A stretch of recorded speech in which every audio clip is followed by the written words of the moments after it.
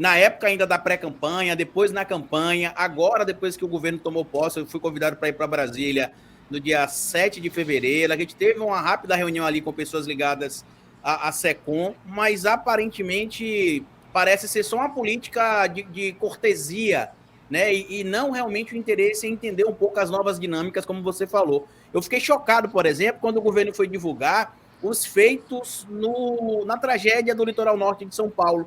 Você tinha ali, por exemplo, um slide parado, né, uma imagem parada, publicada nas redes sociais.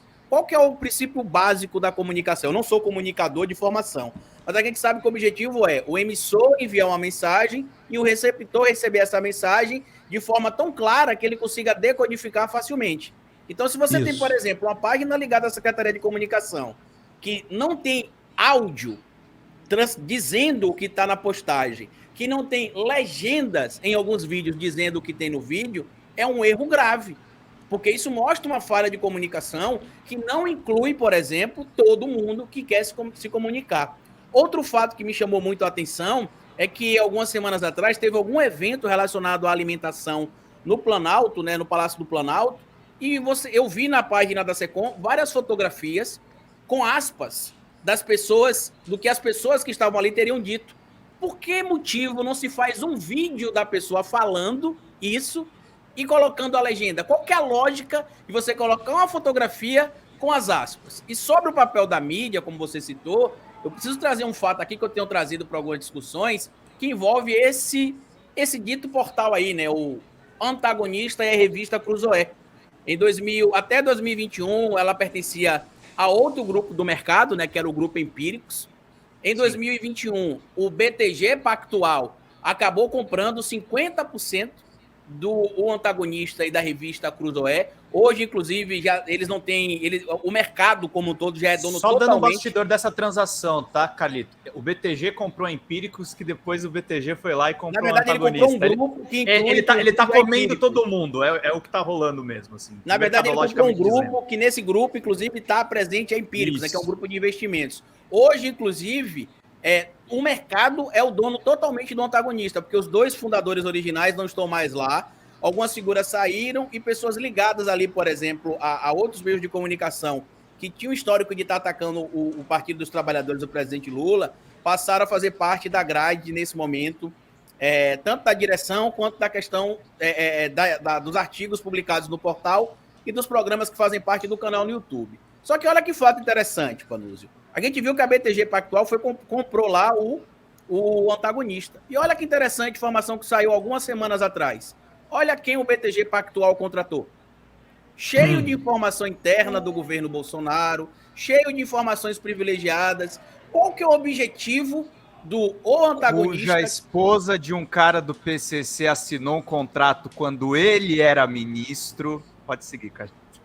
Mas isso não quer dizer nada, né? A gente precisa respeitar a presunção da inocência. Não. Seguindo o que o Cláudio colocar os fatos mas aqui, tem que ser investigado, eu acho, no mínimo. Concordo. Então, qual o interesse, Panúzio, do ex-ministro Fábio Faria, ligado às comunicações, que também é muito próximo ao Fábio Van Garten, que, por coincidência, estava no Pânico, acho que na sexta-feira ou na segunda-feira? Qual o interesse desses grupos em levarem figuras que fizeram parte do governo para trabalhar quando eles controlam o meio de comunicação? Carlito, quando eu disse lá no comecinho do programa que a Faria Lima é um partido político, é exatamente sobre isso que eu estou falando, entendeu? Eles, na verdade, não compraram um parlamentar importante para o esquema de comunicação. Eles compraram um general na guerra do bolsonarismo, que é o Fábio Faria. Era um general em comando. Então, você não compra só o passe da figura política ou não compra só o lobby, não é isso. Eles estão tomando partido de uma... O Fábio não tem uma vinculação empresarial com o Bolsonaro, tem uma vinculação política, ideológica, né? Então, assim, fica muito claro. Para mim, nada disso é novidade. Muito menos a transação da compra do Antagonista, porque o Antagonista só antagonizava durante os governos do PT. Depois ele passou a aquecer, devia ter mudado o nome para o Aquecente, porque a relação era laudatória, entendeu? Então, assim, agora voltou a antagonizar. Mas volta por quê? Pela mão dos seus novos acionistas. O que eles compraram do Antagonista? Como você falou, os dois fundadores foram embora. ficou o quê? Ficou a marca, ficou o conteúdo, que é um conteúdo produzido para saciar o apetite da direita mais faminta do Brasil. Né? É isso que é o antagonista. O antagonista não é um antagonista de nada. Ele está antagonizando agora. Depois, se a direita voltar ao poder, para de antagonizar. E sem falar que as publicações do antagonista parecem posts de Twitter, né? Porque tem 145 caracteres no máximo, é sempre muito resumido ali a publicação. Parece que tirou um tweet da plataforma lá do Elon Musk e trouxe para o antagonista. Esse ponto, inclusive, envolvendo Elon Musk, eu acho que explica muito também do que você falou, Panúzio, porque muita gente não entendeu por que o Elon Musk comprou o Twitter, e inclusive já perdeu 20 bilhões de dólares em preço de mercado do Twitter. E a explicação está na própria fala que você trouxe aqui, que essas pessoas não estão preocupadas no valor que o Twitter ou que o antagonista tem, por exemplo, mas sim como eles podem pautar a opinião pública, porque você controlar um meio de comunicação e tão logo também controlar a opinião pública é uma maneira de você capitalizar e enriquecer. O Noam Chomsky, em um livro chamado Mídia, Propaganda Política e Manipulação, ele traz como é que a mídia é estruturada, a mídia corporativa, para esse tipo de opinião. Quando o público percebe demais, por exemplo, que a mídia está tomando um partido que fica nítido que eles não têm o interesse de talvez antagonizar, trazendo aqui uma relação com o ex-antagonista, eles começam a se manifestar e a mídia recua. Agora a gente está vendo a própria situação do Moro, que na semana passada os programas de TV e os portais eram todos pautando o Moro.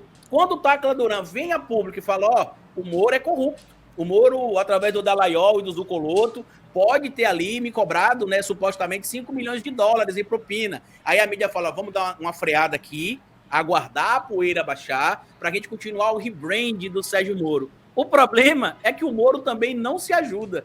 Você acha que a mídia vai ter uma dificuldade em tentar emplacar o Moro, ou você ainda acredita, Panúzio, que a mídia terá a possibilidade de realizar essa difícil missão? Eu não sei nem se a mídia vai querer muito isso. Acho que a mídia vai arranjar outro ícone aí, sabe? Porque falta ao Moro substância, né? Ele é um saco vazio. Então, assim, na primeira pancada ele deforma todo, porque ele não tem exército. E ele é burro, até mandar parar ainda por cima. Falta a ele inteligência. Como ele não tem nenhum fair play, ele não tem nenhum apelo, não é nada, ele não é charmoso, ele não fala bem, ele fala tudo errado, ele é motivo de piada em tudo que ele faz na vida ou de vergonha. Né? Quando é piada, é vergonha. Então, acho que o Moro é um péssimo investimento. Né? Vai saber aí no futuro. Estão falando até em transplante de cérebro, essa coisa toda. Então, né, talvez plantar um chip com inteligência artificial ali, talvez isso faça do Moro uma grande aposta. Mas, no momento, é duro olhar para ele. Tanto que, na entrevista à Folha, o Steve Bannon poderia sim ter feito uma referência ao Moro, já que o Moro é um dos baluartes do bolsonarismo e se apresentou, inclusive, como candidato a presidente. Queria ser, né? Brigou com o Bolsonaro por causa disso. O Steve Bannon disse que o sucessor do Bolsonaro, quer dizer, o sucessor do Beelzebub é o demoninho filho dele, é o Eduardo Bolsonaro. Então o Moro não tem nenhuma chance entre os bolsonaristas, ele é uma ave estranha, ele não se dá com o partido dele e, sobretudo, né, enquanto não inventarem o tal do chip do chat GPT para botar no cérebro dele, ele vai continuar sendo só uma topeira a mais pedido no universo de topeiras. Deixa eu só fazer um informe para a audiência toda. O Gustavo Mendes está realmente passando mal, foi um imprevisto aqui em cima da hora, ele ia participar da nossa live, ele mandou um abraço para vocês todos, depois eu vou editar a thumb para ficar só o Panunzi. Melhoras, Gustavo. Mas a gente vai fazer só com o Panunzi hoje, gente, o Gustavo volta na semana que vem, na quarta-feira, no horário regular, com outro entrevistado. Eu gostei desse formato de 2 entrevistados. Acho que vai ser melhoras, Gustavo. E um ponto interessante dessa situação do Moro é que eu descobri que o cônjuge e a cônjuge devem ter se apaixonado um pela voz do outro, porque a Rosângela Moro tem a mesma voz do Moro, só que em versão feminina. Eles literalmente se complementam, se completam, ou seja, são a tampa da panela um do outro. Eu, particularmente, não acredito também muito nesse futuro político do Moro, não, pela burrice, como você falou, Panúzio, porque essa pauta, por exemplo, da corrupção, que ele tanto faz questão de falar, e fala grosso, né? A gente viu ele dando entrevista semana passada, tentando falar grosso, querendo aparentar ali uma macheza que talvez não faça parte ali da realidade do Moro, né? Como ele tentou mostrar ali, que esse cabra muito brabo e valente, quase que um lampião do Paraná. E um ponto que eu achei bastante interessante na semana passada é que eu estou citando muitos livros aqui hoje, mas é porque eu tenho visto que essa extrema-direita, eles tentam gabaritar livros que a gente da esquerda já conhece há um tempo. O Moro não consegue utilizar as técnicas do Schopenhauer porque ele é burro. Ele não consegue decorar, porque se ele achou a biografia do Olavo de Carvalho muito densa, imagina, por exemplo, que ele vai achar de um livro que tem 38 estratégias, ou seja, tem mais de uma. Ele vai precisar decorar. E eu estava vendo que no livro O Príncipe, do Maquiavel, que casualmente eu preciso recorrer a ele, em uma das estratégias que ele traz ali em relação ao príncipe, né, ao governante, ao monarca, ele diz o seguinte, que o monarca não necessariamente precisa ter todas as qualidades necessárias para ser um bom governante, mas ele precisa aparentar ter. Entre essas características, por exemplo, estariam ali a integridade, o Moro combate a corrupção, a humanidade, o Moro foi para a televisão dizer que ele estava junto com a família dele sendo ameaçado, a misericórdia, ele não tem mágoa nenhuma do Lula por tudo que o Lula falou, porque o que é passado ficou no passado, e a religiosidade, que ele é um cara atrelado ali a Jesus, a cristandade, ele é um cara que é apegado com a fé. Então a gente vê que tentam fazer ali o balaio para ver se o Moro vai, mas não vai. Eu acredito que vai acabar caindo realmente no colo do líder da extrema-direita na América Latina, que é o Eduardo Bolsonaro. Eles têm uma aposta que eu acho melhor matéria-prima do que isso, que é a Michelle, porque é uma fervorosa religiosa de fato, né? Ninguém duvida que ela seja fanática religiosa. Ninguém duvida que ela tenha ligação com o movimento neopentecostal, principalmente a ala da teoria da teologia da prosperidade. E então, agora, ela está sob as ordens do marido. Põe já prosperidade nisso, viu, Panuzzi? Um colar de 16 milhões. Muito bom, né? Deus abençoou ali, bacana mesmo. Mas, enfim, ela eu não acredito muito na continuidade da relação dela com o Bolsonaro. Eu acho que aquilo é uma relação só de conveniência. E ela, longe dele, talvez seja uma matéria-prima de melhor qualidade. Mas vai ser uma guerra de foice ali. Vocês se lembram do que o Carluxo fez com a própria mãe? Ele foi candidato, foi emancipado aos 17 anos para tirar a mãe da vida política, amando do pai. Ele se prestou. Então, aquele clã ali se move com um requinte de crueldade para todos os lados, né?